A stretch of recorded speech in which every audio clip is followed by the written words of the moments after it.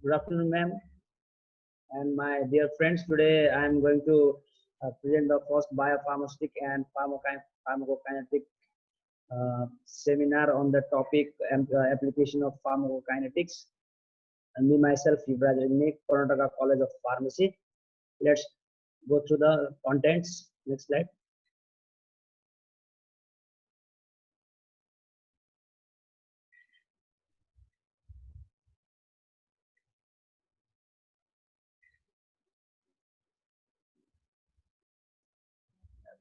Due to the technical problem, we were interrupted uh, during the previous session. Let's begin from this slide.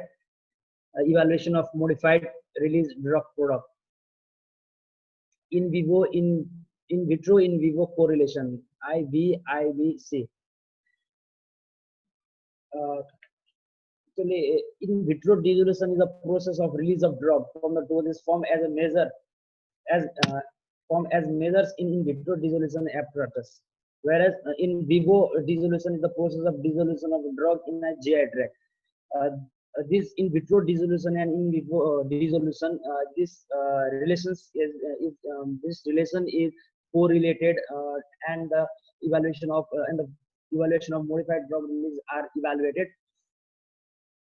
Thus, in vivo in vitro correlation can be defined as a predictive mathematical model describing the relationship between an in vitro property of dosage form and in vivo response. Ideally, the in vitro drug release of the extended release product should relate to the bioavailability of the drug in vivo, so that the changes in the drug dissolution rates will be correlated directly to change in drug bioavailability. The following is a brief summary of the various category of dissolution showing different degree of correlation in vivo data. In vitro in vivo correlation will provide the idea about the in vitro and in vivo relation, or how the drug release or how the therapeutic response or pharmacodynamic activity of the formulation will be predicted according to the mathematical model. Next slide. Correlation level A.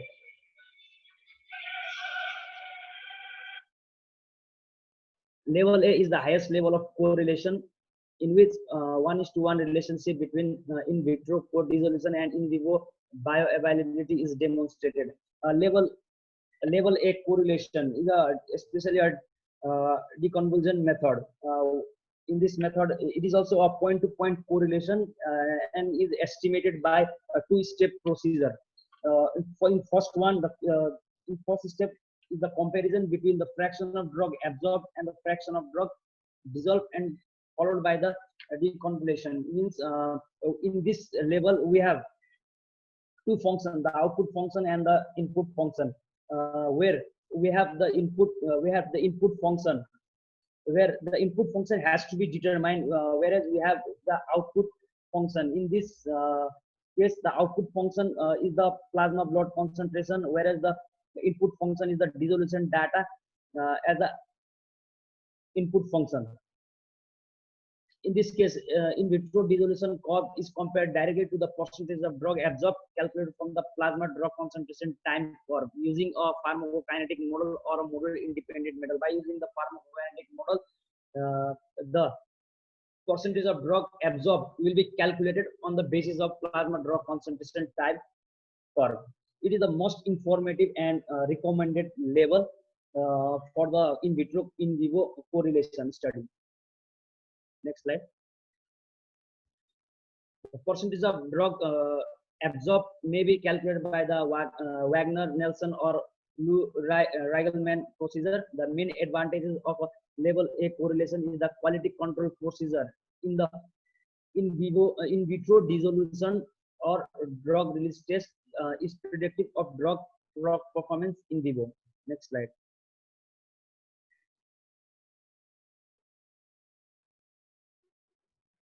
Correlation level B. Correlation level B is based on the principle of statistical moment analysis. The mean residence time of the drug in the body and the mean dissolution time in vitro are determined and correlated. The level of correlation is less than level A, one-to-one correlation, because the complete in vivo plasma drug concentration time curve is not fully described by the mean residence time. If level B utilizes the principle of statistical moment analysis, where the mean dissolution time will be compared with the in vivo mean residence time. It is least useful than the level A. Next slide.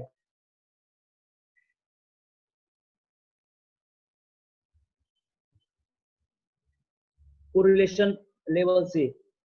It is also it is a single point. It is in level A, correlation level A was point to point correlation, where in case of correlation level C, it is a single point relation. One dissolution time point, that is maybe T 50% or T 90% or so on, is compared to one pharmacokinetic or compared to one mean pharmacokinetic parameter such as AUC, Tmax, or Cmax. This is the weakest level of the correlation because only partial relationship between absorption and dissolution is evident. It is also useful. It is especially useful in the formulation in new formulation development. Next slide. Biotechnological products. Many diseases occur as a result of defects or errors in the genes involved in producing essential enzyme or proteins in the body. The genes are coded in deoxyribonucleic acid or DNA, uh, helical double-stranded molecule folded in chromosomes in the nucleus of cell. Nucleic acid, protein, and peptide drugs and diagnostics are the main drug products emerging from the from the biopharmaceutical industry. A protein drug in from the within the biopharmaceutical industry, protein drugs are the promising uh, drug drug products uh, which helps to which helps in the treatment of various uh,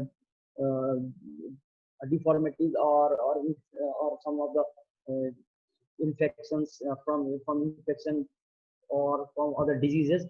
Protein drugs, they are these are the size of the proteins or peptide drugs can range from few hundred to several 100,000 delta. The size of the protein, the main obstacle in the formulating the drug protein drug formulation is their size, as they ranges from 100 to 1000 Dalton. The size and complexity of protein and nucleic acid drug require extensive design and engineering of the manufacturing and control process to produce the drug in large quantities with consistent quality.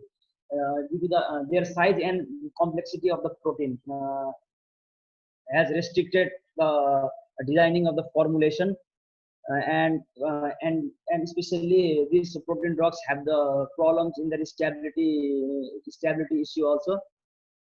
Uh, Next slide, please.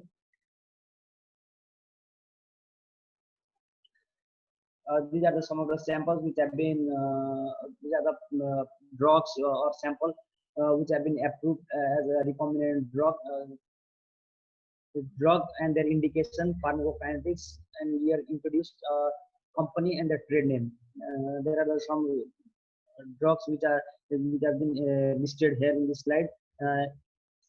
Aldesleukin or interleukin 2, altiplase, anti-hemophilic factor, anti-hemophilic factor. These are and agalsidase, beta alpha, galactosidase A, anakinra, IL interleukin 1 receptor antagonist, beta glucocerebrosidase, CMV immune globulin DNA, dotricogene alpha activated protein. These are the drugs which have been marketed successfully as a protein drug for the various indications or treat various diseases and uh, an abnormality. Next slide. For protein, the total volume of distribution at steady state, representative of both central and tissue compartment, is usually not more than twice the initial volume of distribution. PEG, PEG, PE, PEG often decreases the volume of distribution of a protein drug. Other drug with short elimination half-lives have been glycosylated or pegylated to increase their molecular weight and extend their half-life. Especially protein drugs are glycosylated and pegylated, especially in case of glycosylation. The proteins are introduced with carbohydrate and gets attached to the hydroxy group or other functional group, which helps to maintain the stability of the formulation. In case of pegylation, attachment of polyethylene glycol is done in order to improve the solidity and drug stability. Also helps to decrease the immunogenicity. Monoclonal antibodies. Another class of protein drug is monoclonal antibody. Antibodies are produced by the body's immune system for specific recognition and removal of foreign bodies. Volume of distribution generally do not exceed 2 times of the volume of plasma water. Many of the elimination half-life of these compounds are measured in days, ensuring long physiological exposure after a dose.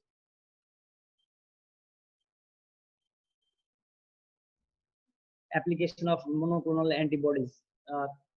Monoclonal antibodies has been used in the treatment of cancer and diagnosis. They are also used as targeted specific drug delivery, transplant rejection suppression. Monoclonal antibodies against leukemia and lymphoma have been used in treatment with variable results. Monoclonal antibodies have been used together with the radioactive markers to locate and visualize the location and extent of tumor.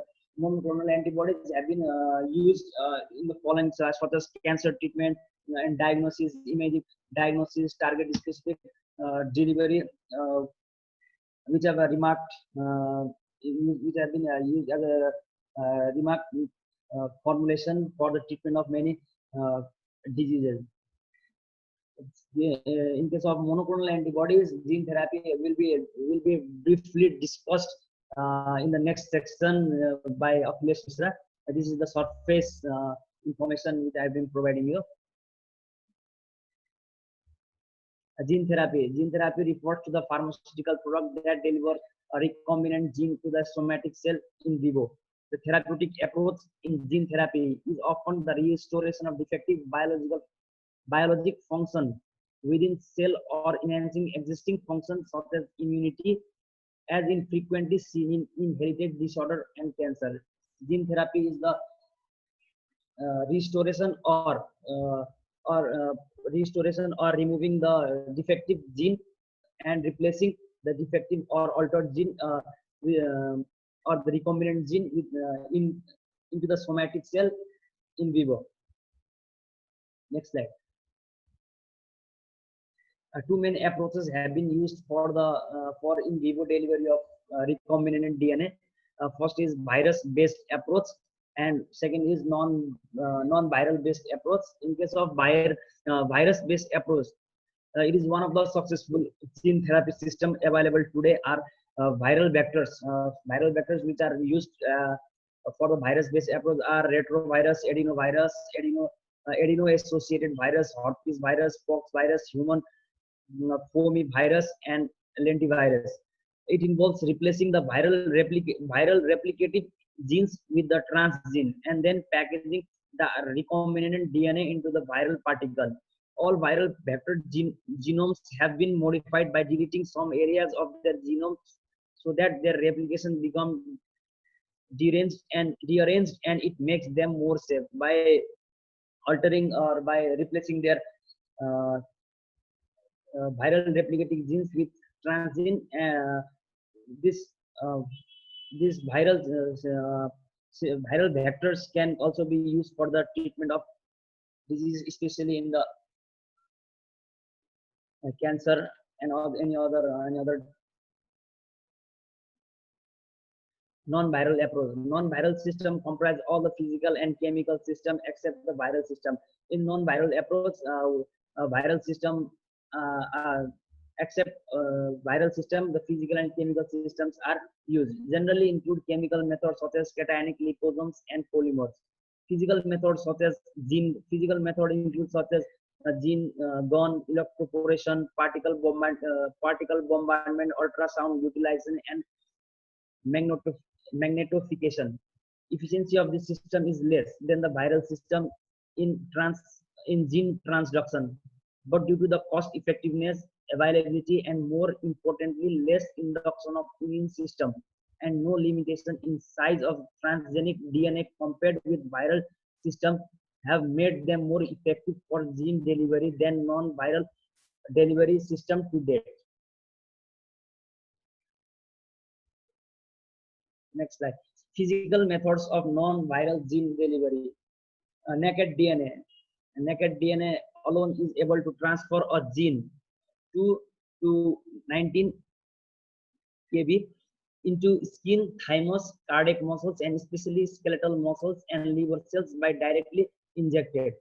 Although naked DNA injection is a safe and simple method, its efficacy for gene delivery is low. So it is also only proper for some applications such as DNA vaccination.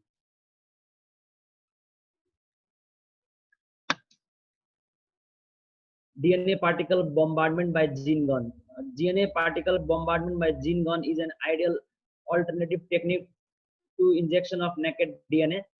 Gold or tungsten spherical particles 1 to 3 micron meter in diameter are coated with plasmid DNA and then accelerated to high speed by pressurized gas to penetrate into target tissue.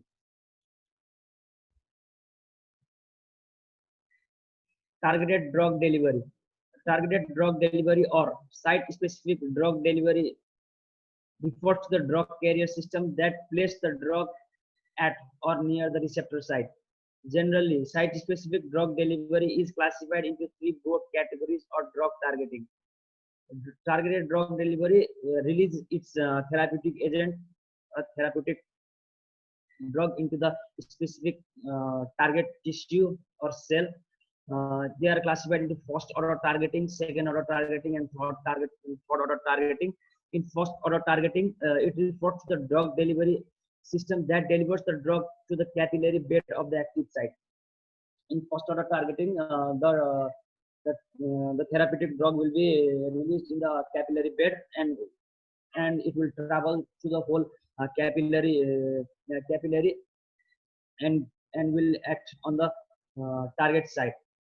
Second order targeting, it refers to the specific delivery of a drug to the special cell type such as tumor cell and not to the normal cell. In this type of targeting, the targeted cell or tumor cells will be targeted by the therapeutic by the drug carrier and act on the specific cell. Third order targeting refers to the drug delivery specifically to the internal or intracellular site of the cell. In this figure also we can see that first order targeting the drug will be released in the capillary bed, which will pass through the several organs, while in second order targeting it will identify the specific or abnormal tissue where the targeted tissue and combined with the target and linked with the receptor of the targeted tissue. And in third order targeting, it will directly identify the cell and acts on the intracellular level.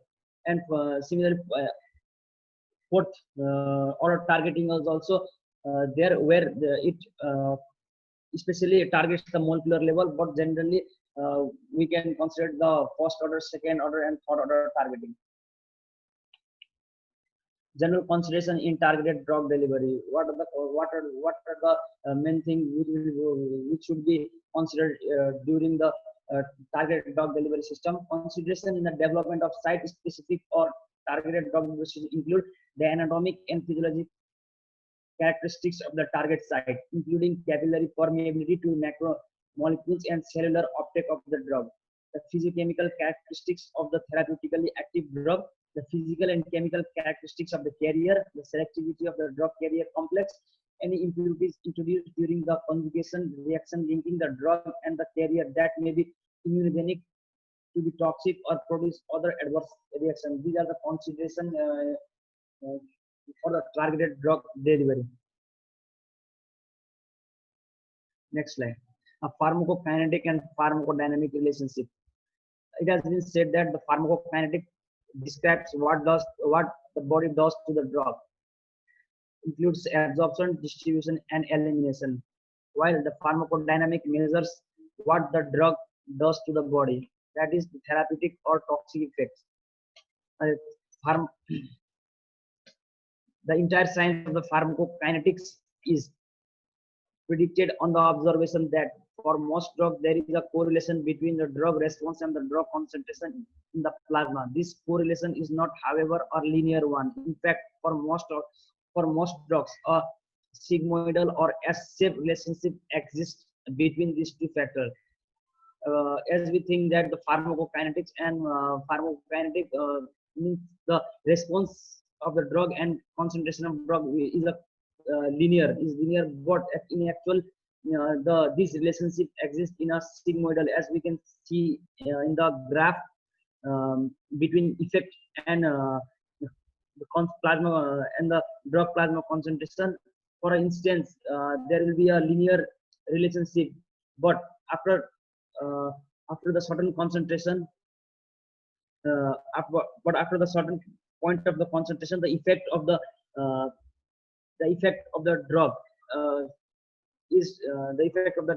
increases, and finally it increases to the plateau level and demonstrate a sigmoidal S-shaped relationship between this pharmacokinetic and pharmacodynamic parameter.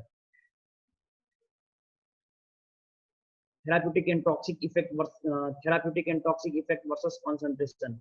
In this figure, we can see that the toxic effect starts at the minimum toxic concentration and continue to raise without limit as drug concentration increases. In this case, not only the sigmoidal S-shape, when the concentration of the drug increases simultaneously, the therapeutic effect also increases, but there is a toxic effect, which the effect may get the relationship increases.